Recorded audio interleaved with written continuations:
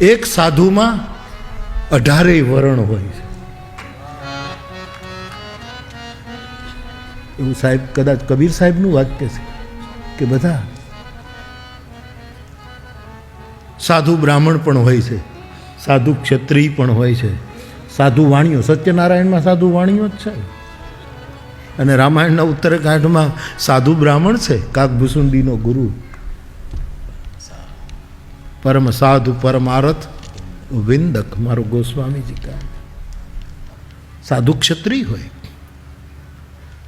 રામ ક્ષત્રિય કુળમાં જન્મ્યા, રઘુવંશમાં પણ સાધુ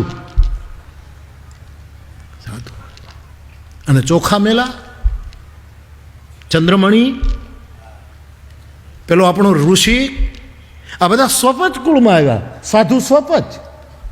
અને પછી કબીર સાહેબ કહે કે નહીં નહીં નહીં નહીં, એક સાધુની અંદર 18 વર્ણ હોય છે. રૈદાસને ક્યાં મૂકશો?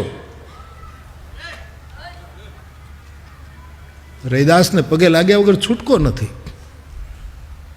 એટલે હું વર્ણની વાત નથી કરતો, પણ